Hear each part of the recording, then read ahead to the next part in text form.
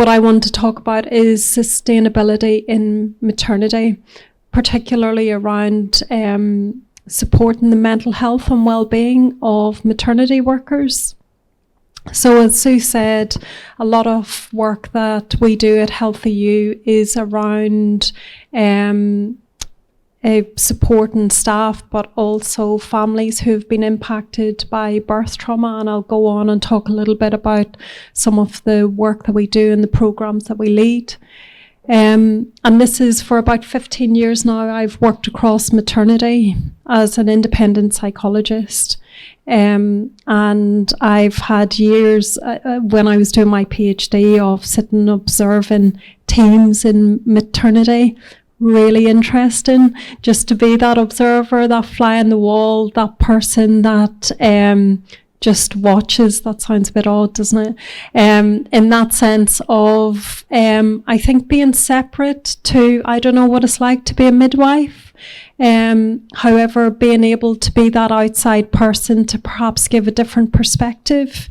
And I think that's what a lot of the people in our team do. And I'll talk a little bit about the different perspectives that we come at to create sustainability within maternity. So I'm sure you are all very familiar on the range of things that are needed in order to sustain maternity and midwifery. So at a government level, last weekend or the weekend before was going out and marching around needing more money, not only to improve services within maternity, but also issues of retention. And I think certainly the talks that I've been dipping in and out of today, there seems to be lots of common themes, which is around how to support staff. And I think how to support staff to feel valued and a sense of belonging. And I think definitely the experiences that we have are around staff wanting to feel more valued. And some of them do have that sense of belonging within their teams or within small pockets of their colleagues. However, this is also trying to create that sense of belonging collectively. And I'll go on and talk about some ways that we've been doing that or trying to do that. So there are some of the top-down and bottom-up approaches that I'm going to talk about. These are some suggestions. And I think there's not one approach that is going to fix some of the challenges that are currently within maternity. It is very much about creating top-down approaches, but also on that individual level, bottom-up as well. So, for example, top-down is around supporting students and newly qualified. And I think when I first, as I say, came into maternity about 15 years ago, I heard a term that I'd never heard before, and I don't hear it now, thankfully, which is we eat our young. And I was like, what does that mean? And this is, you really, really have to toughen them up young when they come into their profession so that they can last. And the things that, how this was done was in some of those more bullying ways that I think certainly the motive behind that by some leaders was we'll make them tough, we'll make them really resilient, and that will help them stay and thrive in their profession because it's really difficult. Obviously that didn't work. And so a lot of what we talk about is around how do we, there is such a focus, as you all will know, around the technical skills of what it means to be a midwife. And being that observer all those years ago, certainly for us, it's how do you build the skills to not just survive but thrive in your role.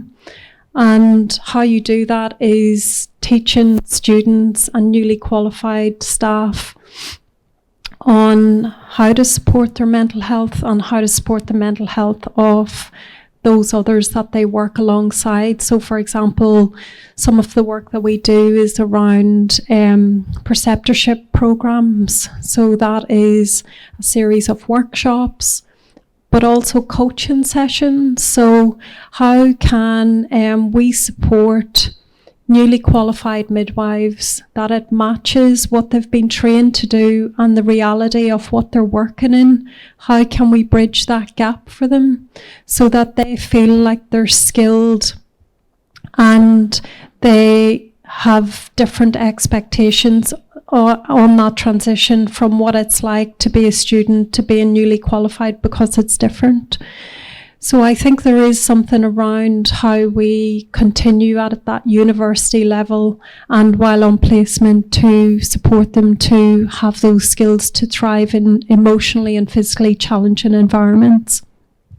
And nurturing the maternity workforce. It sounds really obvious, doesn't it, around investing in psychological health and safety. And again, we do so much in the physical health and safety space. And this is really around how can we really invest and what does that look like? It isn't just about putting things in place when staff are burnt out. And I think at the moment, the word self-care is really commercialised, because self-care, again, is a skill. But if you've got a workforce who is burnt out or who are on that scale of moral injury or compassion fatigue, it's aftercare that they need. It's a very specific intervention that is needed in order to heal them. And I think that's a lot what we see is a lot of broken staff. Their spirits are broken and they don't know how to heal. I mean, interestingly, a lot of staff up until probably about 4 or 5 years ago that we would have seen who came for individual support, psychological support, never came with their organisation never knew that they were coming. So there was something around the secrecy and shame, I think, of needing to have help. And I think when resilience is something that is really banded as something that you either have or you haven't, that makes it really, really difficult when you feel like you aren't coping and you look around and everybody else might look like they are. Also, another top-down approach is changing the maternity culture.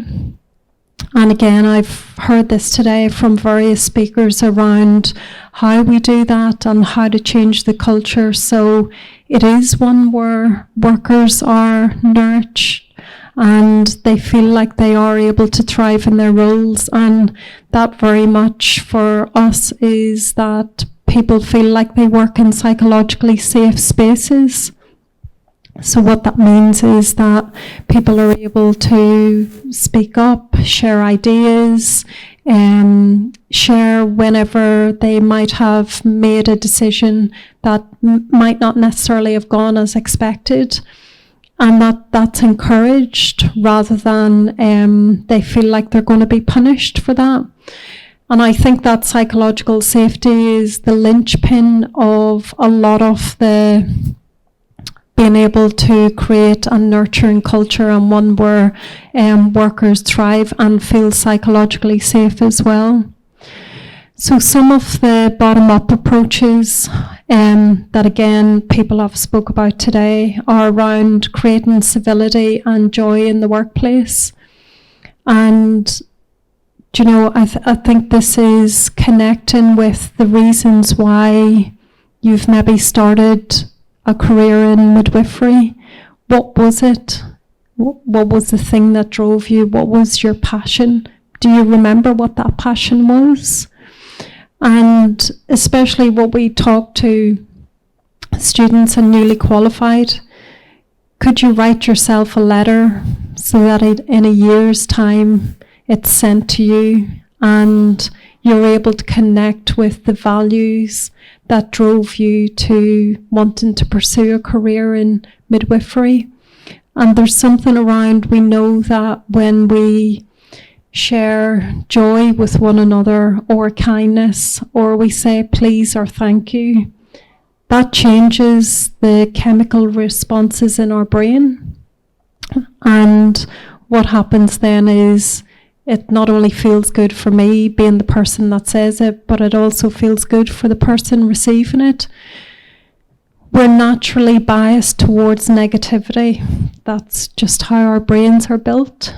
And so when you understand that we all have a natural inclination towards negativity, we also have to actively put things in place to push against that.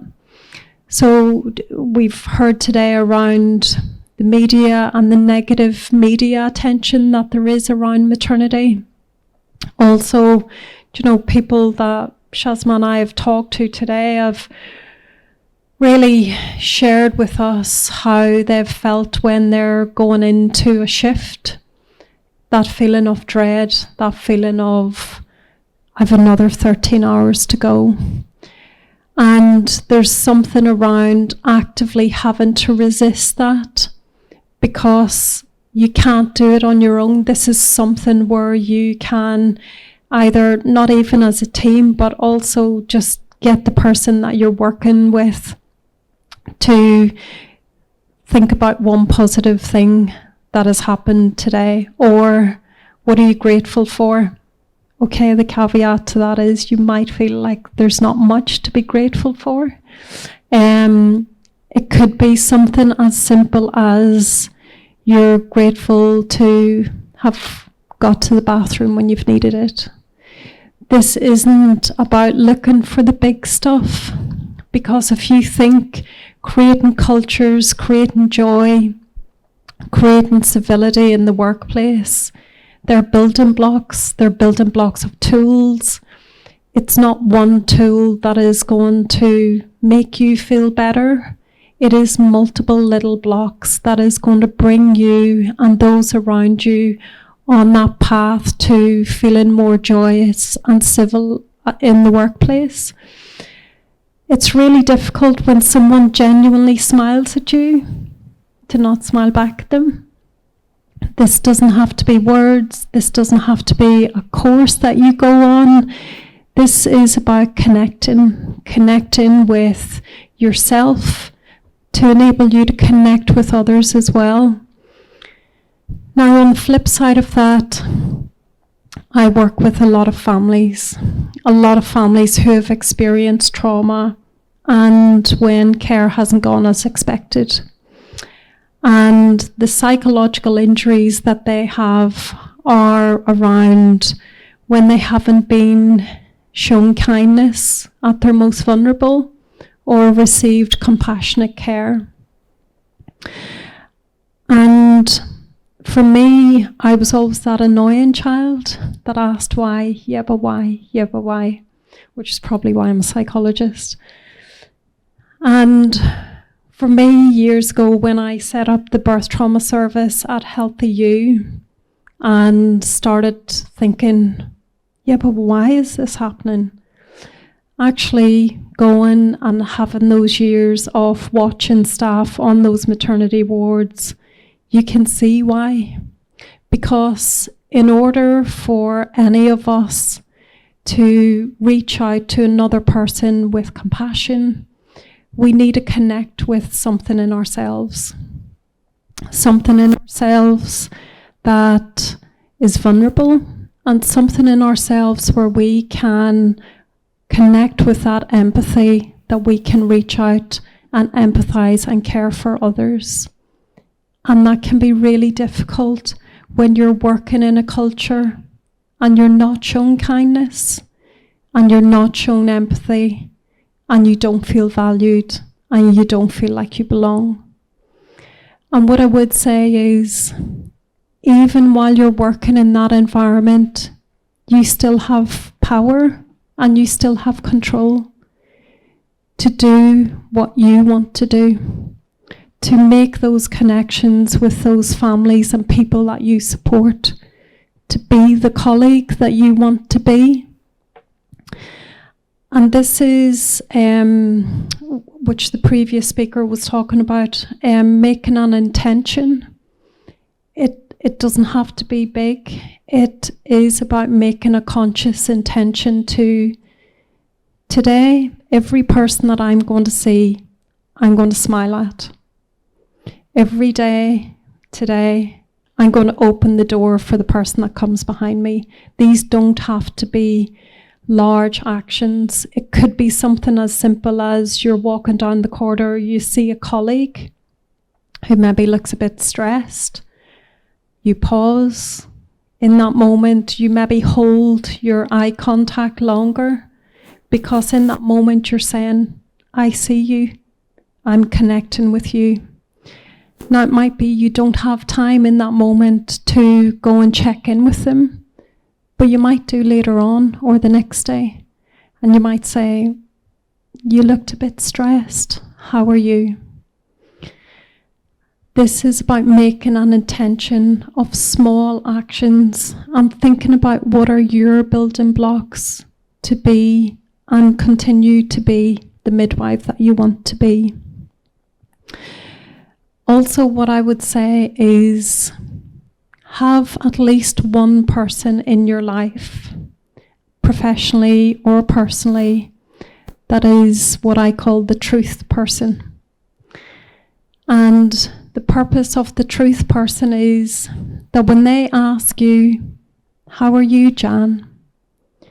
You answer 100% honestly. You might say to everyone else, I'm grand, I'm fine. But this one person, when they ask you, you commit with them in that relationship that you will share openly and honestly about how you're feeling. Because it's tough. When you're in a professionally connected relationship with other people, you're going to be affected, because that's why you're in the job that you're in.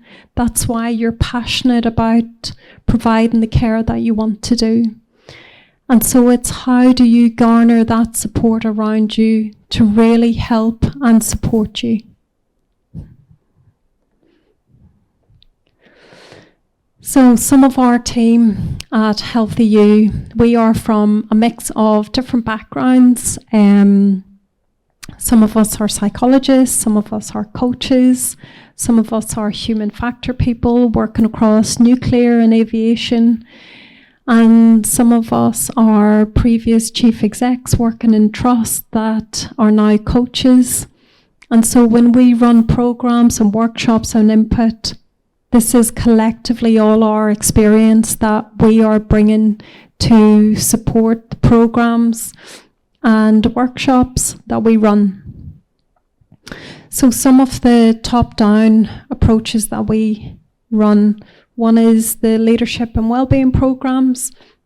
And so what we do is we go into organizations and we carry out psychological risk assessment to get an understanding on the psychological health of the workforce.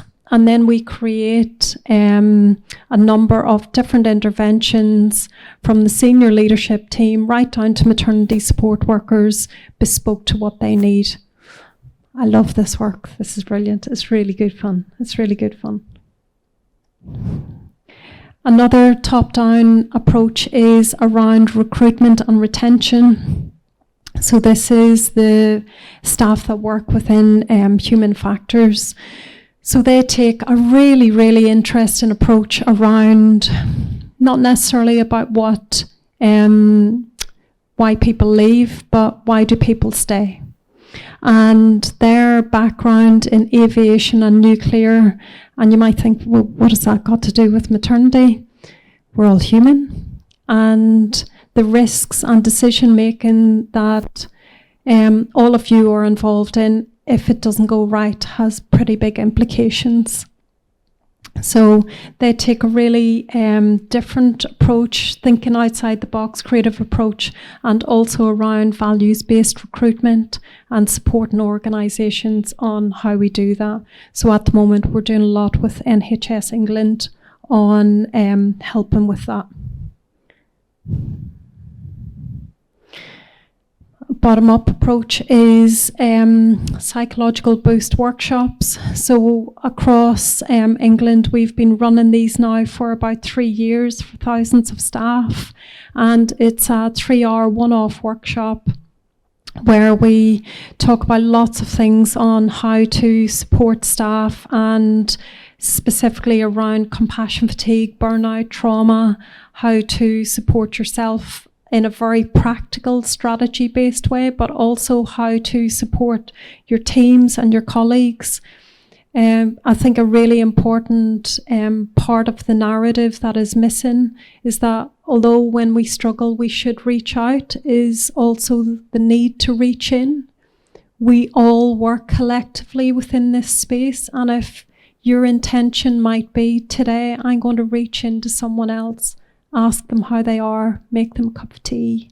That's also something that we talk about, how to do that.